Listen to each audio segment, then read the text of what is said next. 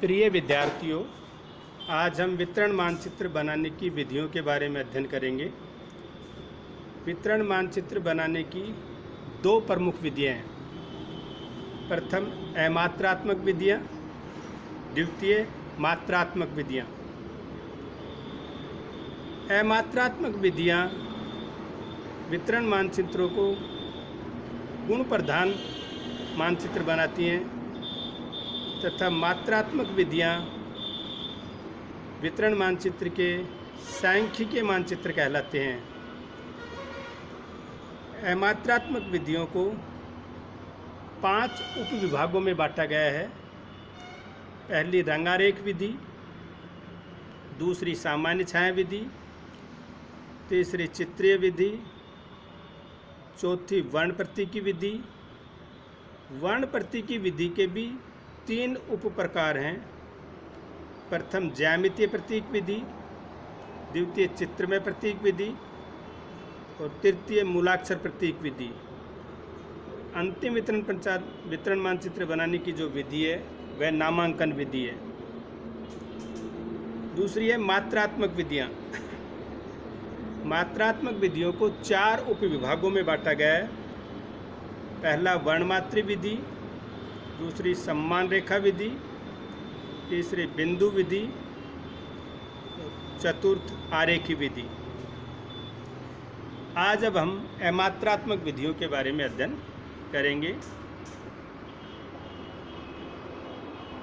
अमात्रात्मक विधियों द्वारा बनाए गए वितरण मानचित्र को गुण प्रधान मानचित्र कहते हैं। इसका प्रथम उप प्रकार रंगारेख विधि है। अमात्रात्मक वितरण मानचित्र बनाने की यह एक सरल एवं लोकप्रिय विधि है।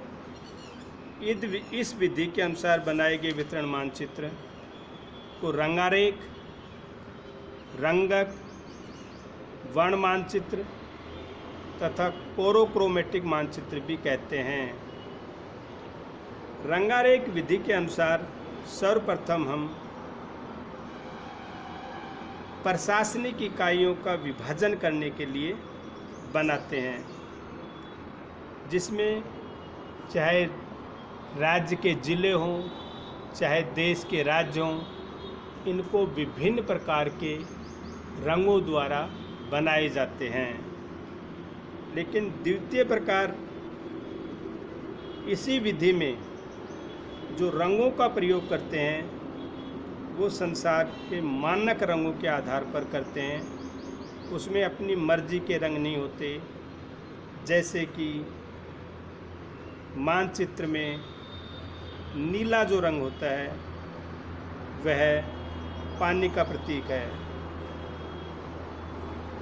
इसी प्रकार प्राकृतिक प्रदेश प्रदर्शित करने वाले रंगारेख मानचित्र में पर्वतीय क्षेत्रों को गहरे भूरे रंग से, पठारी भागों को हल्के भूरे रंग से तथा मैदानी भागों को पीले रंग से दिखाते हैं।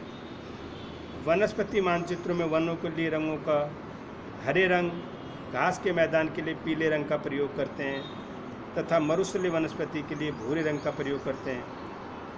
तो ये जो रंग लिए जाते हैं ये संसार के मानक रंगों के आधार पर इनका निर्धारण किया गया है। अमात्रात्मक विधि की द्वितीय प्रकार है सामान्य छाया विधि।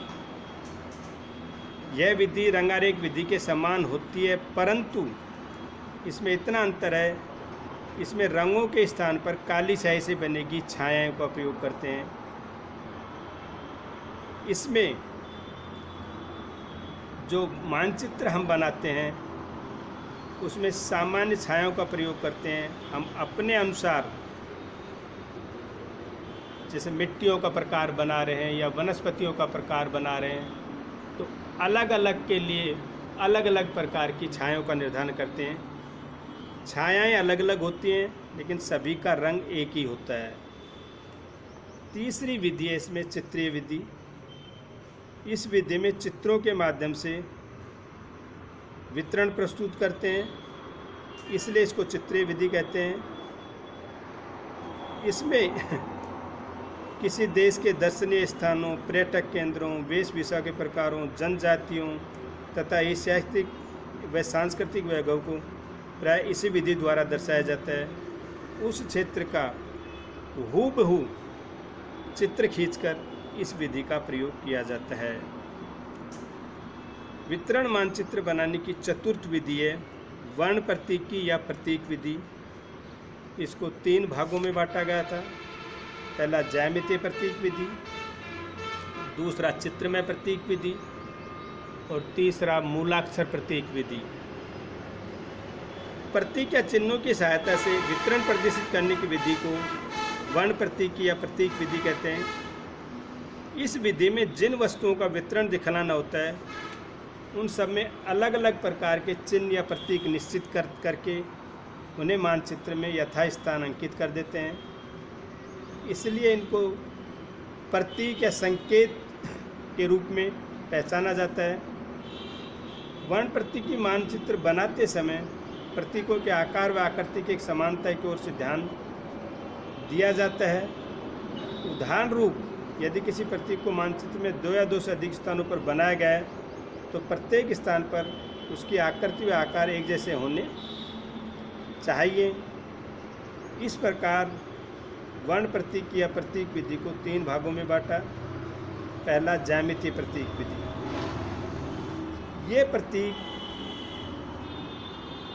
अनेक प्रकार के हो सकते हैं, जैसे बिंदु, क्रॉस, वृत्त, अर्धवृत्त, त्रिभुज, आयत, वर्ग, चतुर्भुज,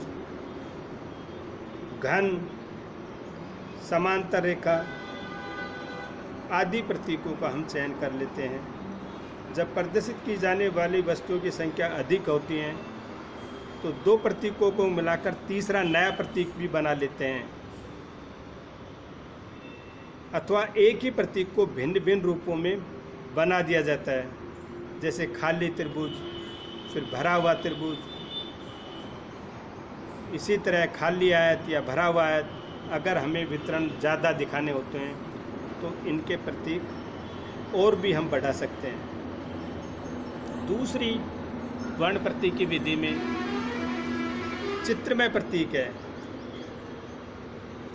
चित्रमय प्रतीक मानचित्र में प्रदर्शित की जाने वाली वस्तुओं के फोटो चित्रों पर आधारित प्रतीक चिन्ह लिए जाते हैं। उदाहरण स्वरूप गेहूं का वितरण दिखाने के लिए गेहूं की बाल, चाय का वितरण दिखाने के लिए चाय की पत्तियां, मक्का का वितरण दिखाने के लिए मक्के के भुट्टे, बाजरा का वितरण दिखाने के लिए बाजरा के सिरे, या उद्योग धंधे या कारखाना दिखाने के लिए उनके भवन, टेलीफोन केंद्र दिखाने के लिए टेलीफोन के प्रतीक चित्र। चित्रमय प्रतीकों का सबसे बड़ा गुण यह है कि इसके देखने मात्र से ही प्रदर्शित की गई वस्तुओं का बोध हो जाता है तथा मानचित्र के संकेत में प्रतीकों का अर्थ देखने की आवश्यकता ही नहीं होती है। छोटी कक्षाओं के विद्यार्थियों के लिए यह विधि बहुत महत्वपूर्ण है।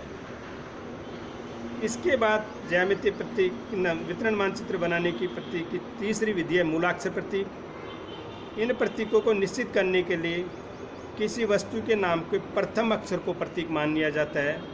उदाहरण स्वरूप हिंदी में गेहूं का गे, या अंग्रेजी में व्हीट का डब्लू, या हिंदी में मक्का का मैं, या अंग्रेजी में मेज़ एम, चावल के लिए चा, या इंग्लिश में आर।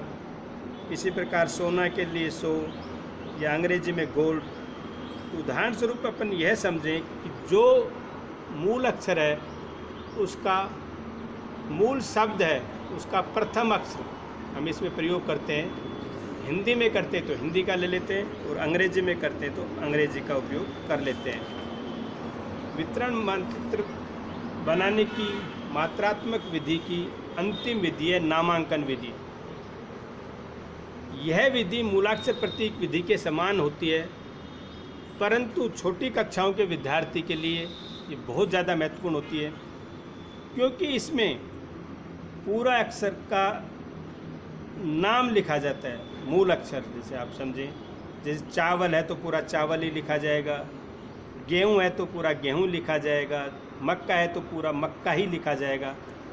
तो छोटी क्लास के विद्यार्थी इनको देखकर आसानी से समझ जाते हैं। धन्यवाद। कल बच्चों हम